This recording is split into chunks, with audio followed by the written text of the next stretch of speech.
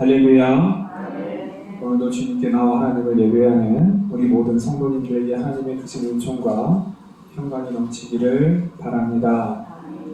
2023년 사순절이 시작되었습니다. 사순절은 예수님께서 부활하신 그 전날을 기준으로 40일, 주일을 뺀 40일을 가리킵니다.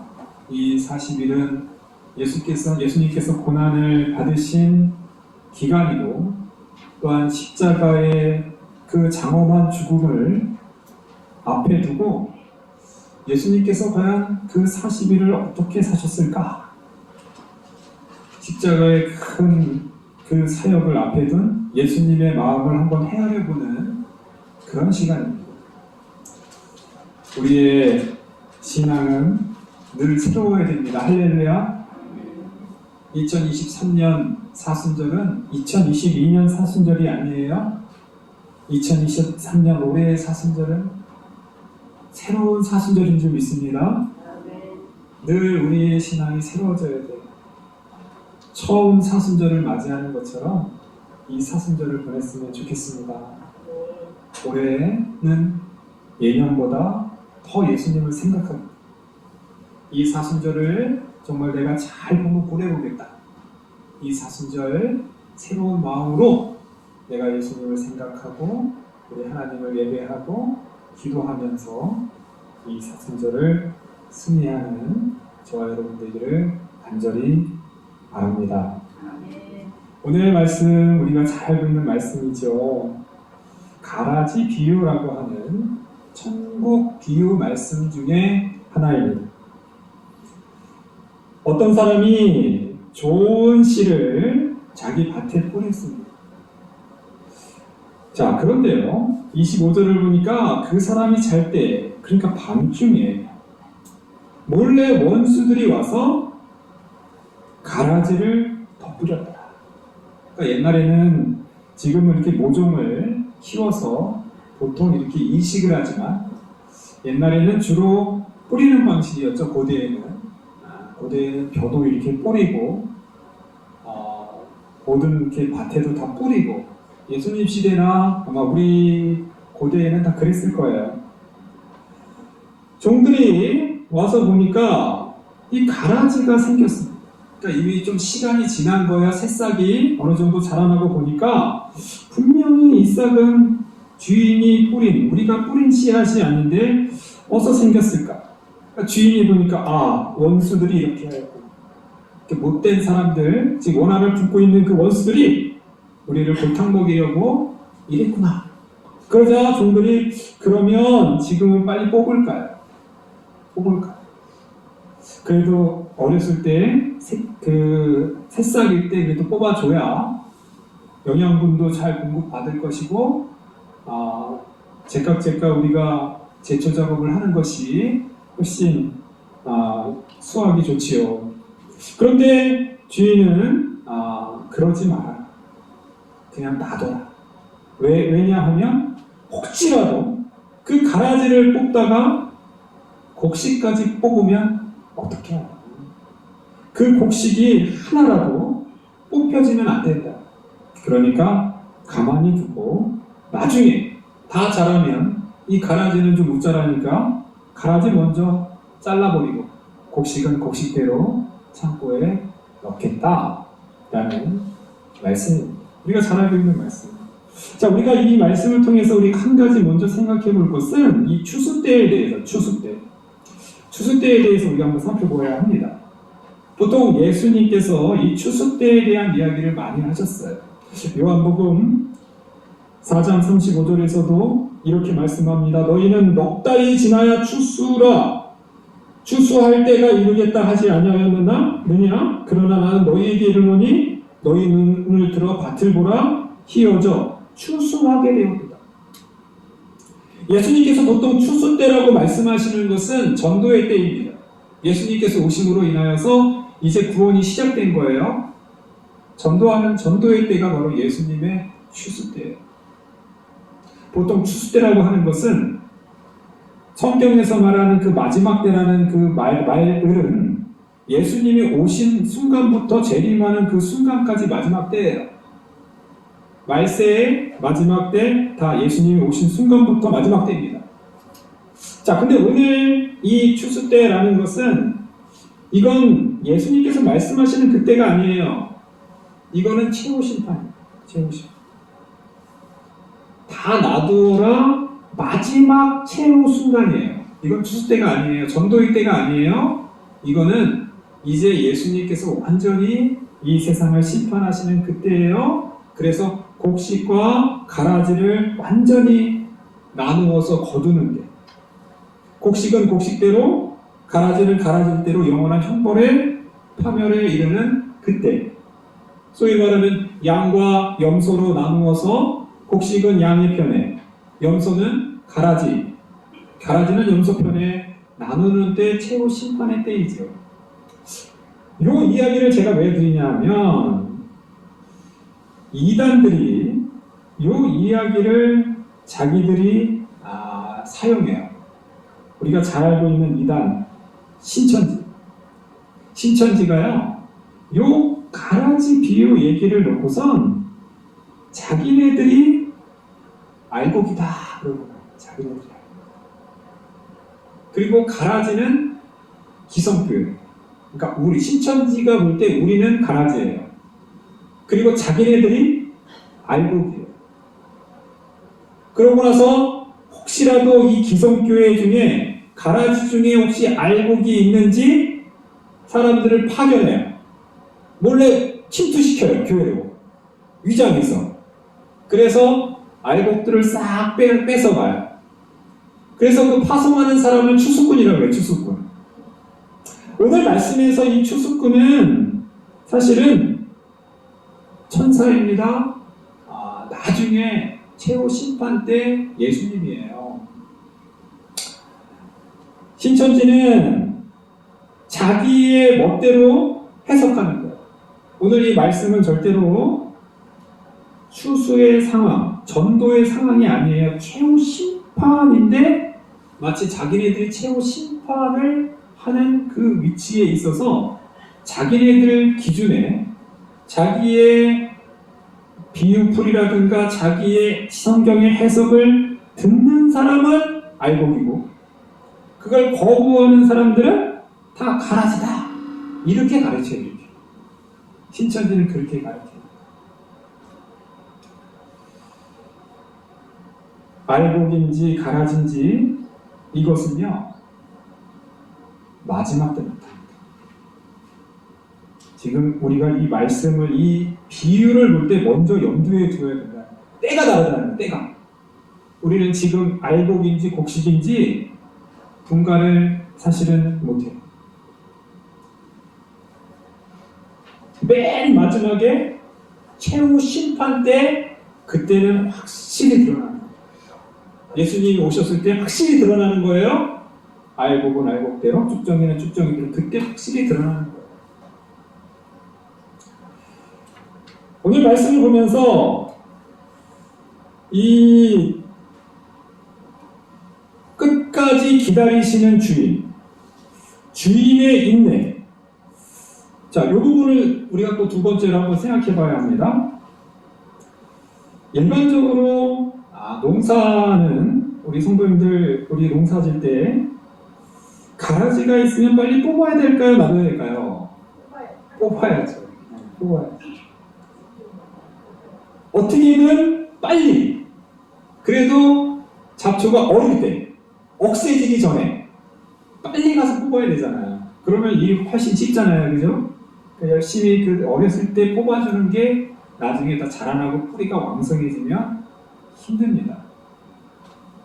물론 그냥 같이 이렇게 뽑지 않고 그냥 방치하면서 키우는 방식도 있어요. 자연농법. 제가 좋아했던 방식.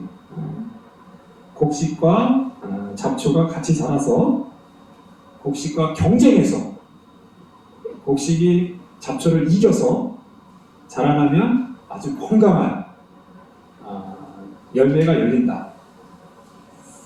근데 막상 해보니까 곡식이 가라지를 못 이기더라고요. 특히 환삼동굴. 제가 볼 때 이게 환삼동굴이 가장 지독한 것 같아요. 곡식을 칭칭칭 이게 감고 올라가면 정말 남는 게 없는 것 같아요. 남는 게 하나도 안 남는 것 같아요. 적어도 오늘 이 방식은요, 농사를 짓는 정말 수익을 창출하기 원한다면 이 방법은 사실 맞지는 않는 것 같아요. 빨리빨리 그때그때마다 보이는 가라지를, 그와 가초들을 뽑아줘야 곡식을 더 많은 수익을 낼 수 있다라는 건데요. 그러나 오늘 말씀은 꼭 농사만을 말하는 게 아닌 거예요. 이거는. 이 말씀의 이 비유의 뜻은 어떻게 우리가 농사를 열심히 짓느냐, 지금 예수님이 농사 강의하는 거 아니잖아요. 천국의 원리와 하나님의 마음을 비유로 말한 거예요. 비유로. 이걸 가지고 농사에 그대로 적용시키면 안 됩니다. 중요한 거는 주인이 곡식 하나라도 섣불리 뽑지 않으려는 마음이라는 거예요. 한 영혼도 혹시나 잘못해서 가라지를 뽑다가 잘못해서 그 곡식을 뽑으면 절대 안 되는 거고, 하나님은 절대 그러지 않는다는 거예요. 그게 이 본문의 핵심입니다. 그렇지 않나요? 우리 성도님들, 씨를 뿌렸을 때, 농사 질 때는 몇 개 곡식 알고 뽑혀도 상관없어요. 어차피 솎아줘야 되잖아요. 그쵸? 상관없습니다. 뽑아줘도. 뭐 어떻게 보면은 새싹 때는 비슷비슷해요. 곡식인지 가라신지. 때로는 뽑다 보면은 그냥 곡식도 뽑히는 거예요. 그러나 상관없어요. 워낙 많으니까 그냥 솎아준다 생각하고 그냥 뽑는 거예요. 그런데 하나님은 그렇지 않다. 하나님은 혹시 실수라도, 혹시라도 농부가 착각해서 이게 가라진 줄 알고 뽑았더니 곡식인 거예요. 아유, 귀찮다, 다 심는 것도 아니고 어쩔 수 없다, 이렇게 생각하지 않는다는 거죠. 자, 이것은 우리가 이 인간성을 존중하는 사회에서도 통용되는 이야기예요. 왜냐하면 100명의 범인을 놓치는 한이 있어도 한 명의 억울한 사람을 만들지 말라라는 법 격언이 있습니다. 양심적인 판사는 죄를 입증할 확증이 없으면 무죄입니다. 이것이 바로 무죄 추정의 원칙입니다. 그러니까 어떤 사람이 심증적으로 저 사람이 뭔가 뭐를 잘못한 것 같아요. 살인을 저질렀든지 뭔가 큰 절도를 행했든지 심증은 가요. 그런데 확실한 물증, 증거나 목격자가 없으면 그 사람을 유죄, 죄인이다라고 말하지 않는다는 거예요. 왜냐하면 혹시라도 인간은 실수할 수 있잖아요. 혹시라도 인간은 잘못된 생각을 할 수 있잖아요. 그래서 저 사람을 억울하게 범인으로 만들 수 있다는 거예요. 그렇기 때문에 이 무죄 추정의 대원칙은 지금 다 적용됩니다. 확실한 증거, 확실한 물증이 있지 않으면 무죄, 보통 그렇게 판결을 한다라는 겁니다. 하나님은 우리를 끝까지 놔두십니다. 가급적이면 누가 가라지인지 누가 알곡인지에 대해서 맨 마지막에 최후 심판의 때까지 가급적인 보류하신다는 겁니다.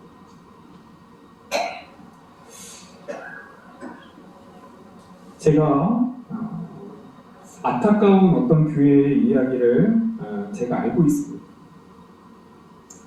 그 교회는요, 신천지가 굉장히 열심히 활동하는 지역이에요. 그 신천지는 제가 보니까 우리 동네는 별로 많이 활동을 잘 안 하는 것 같아요. 물론 저한테 맨날 전국에서 신천지 유인물은 계속 날라와요. 도시에서는요, 이 신천지들의 활동이 참 교활해요. 성도님 인척, 제가 아까 말씀드렸잖아요. 그 추수꾼들이 교회에 이렇게 침투해서 굉장히 열심히 신앙생활을 하는 거예요. 그 성도들에게도 막 상냥하게 대하고 계속 아낌없이 주면서 사람들의 마음을 쏙 빼놓는 거예요. 그러다가 어느 때가 되면은 이렇게 유심히 보다가 자기가 좀 잘 넘어갈 것 같은 사람들, 그 사람들한테 쏙 데려다가 성경 공부하자 그러고 이제 신천지를 빼가는 거예요. 그 교회도 이렇게 신천지가 바로 옆에 아주 활동을 많이 하는 그런 동네라 그 교회도 신천지가 많이 들어가 있다라는 어떤 정보를 가진 거예요. 정보를. 이단 사역 연구하는 그 단체에서 이름은 모르지만 그런 소문을 많이 들었다. 교회가 좀 크니까. 근데 교회가요, 실수를 했어요. 실수를. 그런 얘기를 듣고 그 의심 가는 사람들을 교회가 선별해서 또 그 사람을 1대1로 한 사람씩 면담을 했어요. 면담을 해서 이것저것 물어보면 성도들이 그 장로나 그 목사님하고 같이 면담을 할 때 참 그게 무슨 취조하는 것도 아니고 에? 사실 기분이 썩 좋진 않겠죠. 교회가 실수를 한 것도 두 번째는 섣불리 사람을 교회에서 치리를 하고 출교라는 것을 내릴 때에는 절차가 있어요. 나름대로 교회 안에서도 그 절차를 지켜야 돼요. 재판을 해야 되고요. 위원회를 소집해서 피고 원고 이런 식으로 다 해서 판결을 내려야 돼요. 근데 여러 사람을 이렇게 막 보고 두 사람을 꼭 집어서 신천지다. 교회가 결정을 내린 거예요. 그리고 나서 주보에다가 제대로 절차도 밟지 않고 출교 이렇게 하고 있어요. 그러니까 이게 논란이 되죠. 나중에 들려오는 소문은 그 중에 한 명은 정말 신천지였을 거다라고 한 명은 확실히 신천지였을 거라고 얘기하는데 한 사람은 나중에 보니까 그게 아닐 수 있더라 이런 얘기가 들어요. 그럼 또 한 사람은 어떻게 돼요? 한 사람은 교회가 확실한 물증도 없이 신증만 가지고 신천지라고 출교를 해버리면 그 사람은 오명을 받게 되는 거잖아요. 교회로부터 내가 신천지로 출교하겠다 이런 소리를 들으면 그 사람은 어떻게 해서 그 사람의 명예는 큰 실수를 한 거죠. 교회. 그 일로 인해서 굉장히 어려움을 겪었어요. 이와 같습니다. 우리는 함부로 사람이 신천 가라지인지 알곡인지 우리는 함부로 뽑아낼 수 없다는 걸 뽑아냈습니다. 중세의 유명한 어거스틴, 성 어거스틴이라는 유명한 분이 있어요. 자, 그분도요, 이 가라지 이 비유에 대한 해석을 이렇게 했어요. 잘 들어보세요. 미린 사람은 수억 때까지 견뎌내도록 하십시오. 알곡인 사람은 가라지인 자들은 미리 되도록 하십시오. 사람과 진짜 밀과 가라지는 다릅니다. 밭에서 밀이었던 것은 밀이고 가라지였던 것은 가라지입니다. 그러나 교회에서는 가라지였던 것이 밀이 되기도 하고 밀이었던 것이 가라지가 되기도 합니다. 그렇죠? 한 번 곡식은 밀이 어떻게 가라지가 되겠어요? 그런데요, 우리 교회에 이것을 우리들 성도로 우리가 볼 때 왔다 갔다 할 수 있다. 그렇죠? 아무리 신실한 성도들도 혹시나 죄에 빠지고 마귀의 유혹에 넘어가면 배교할 수 있잖아요. 가라지가 될 수 있잖아요. 그렇죠? 그렇게 될 수 있죠? 그리고 가라지라 할지라도 아무리 죄인이라 할지라도 변화돼서 성령의 충만한 은혜를 받게 되면 새로운 의인으로 변화될 수 있는 거 아니에요. 그렇죠? 그거를 얘기해요. 그러니까 미린 사람은 수학 때까지 옆에 가라지가 막 자라고 이렇게 했지만 힘들 수 있어요. 잘 견뎌내십시오. 그리고 가라지였던 자들은 비록 가라지를 할지라도 미리 되려고 하십시오. 참 어거스틴이 참 이렇게 뛰어난 생각을 가지고 있어요. 그래서 참 위대한 교부다 이렇게 말하는 겁니다.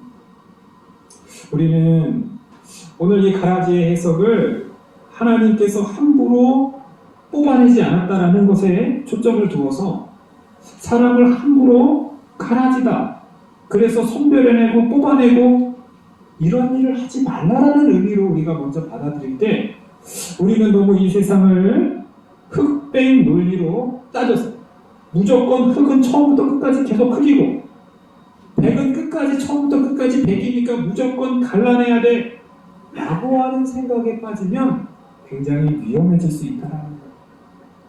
이 세상은 흑과 백으로 완전히 구분되는 것 같진 않아요.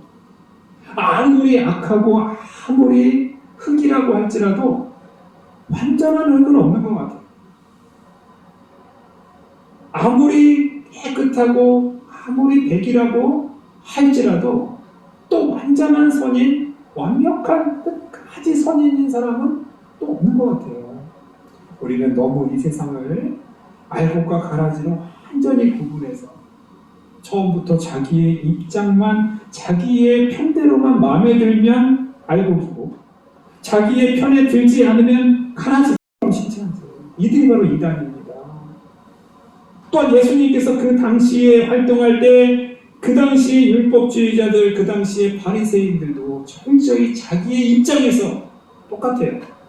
자기의 율법대로 따라다니는 사람들은 알곡이고 자기의 율법에 조금이라도 마음에 들지 않고 이러면 무조건 가라지라고 배척해버리는 바로 그들이 바로 바리새인들이었다라는 것입니다.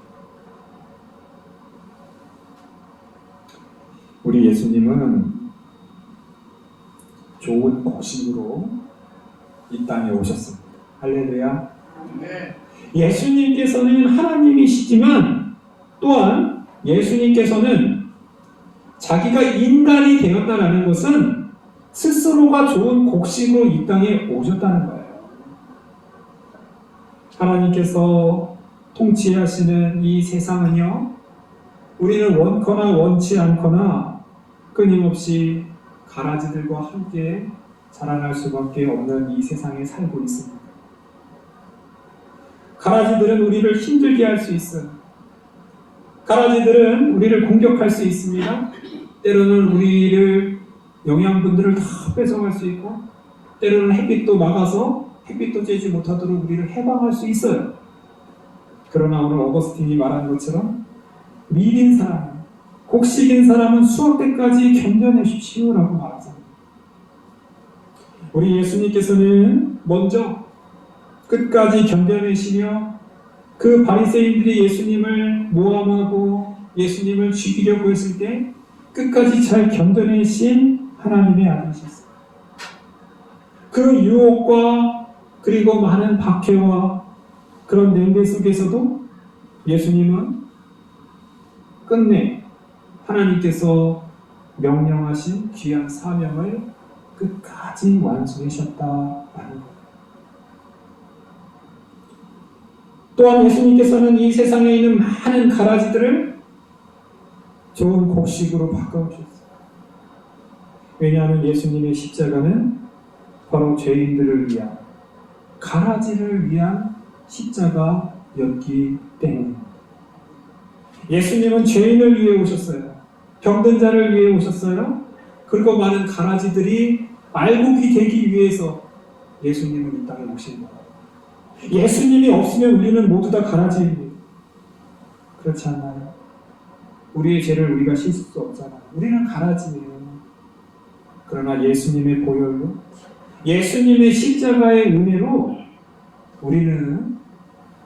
우리가 가라지에서 알곡으로 변화되는 은혜를 누린다는 것이죠. 그러므로 우리는 오늘 이 비유를 보면서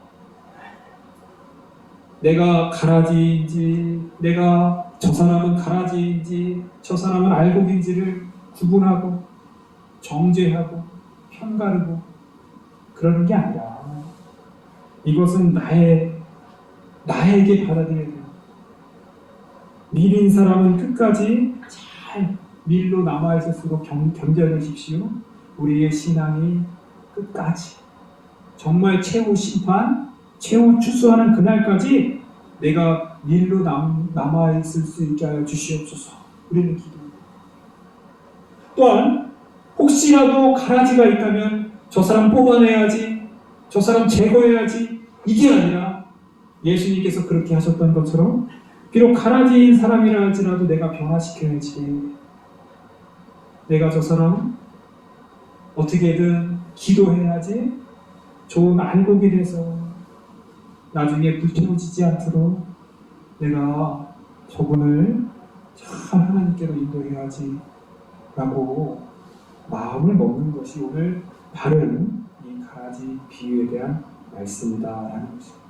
사랑하는 성도님, 사순절을 우리가 보냅니다. 우리가 사순절을 보내면서 특별히 좋은 알곡으로 이 땅에 오시고 많은 가라지들의 공격과 그런 박해가 있었지만 끝까지 십자가의 길을 완수하셨던 우리 예수님을 생각하기를 원합니다. 또한 우리도 예수님을 따라서 우리도 우리의 이 알곡, 우리의 이 좋은 곡식이 끝까지 잘 견뎌내므로 좋은 곡식으로 하나님 앞에 나아갈 수 있도록 기도하고, 또한 이 세상에 많은 가라지가 있더라도 우리가 저 가라지들을 우리 하나님께로 인도해야지. 좋은 곡식으로, 좋은 알곡으로 하나님께로 인도해야지. 그렇게 기도하고 다짐하고 나가는 이 사순절이 되었으면 좋겠습니다.